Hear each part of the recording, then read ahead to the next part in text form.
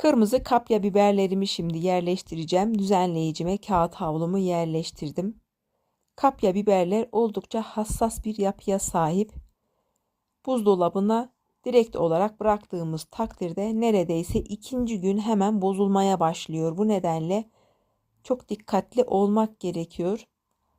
Kapya biberler çok fazla nem barındırıyor. Bu nedenle kağıt havluyu böyle üzerine, altına ya da arasına da yerleştirebiliriz. Buna dikkat edelim.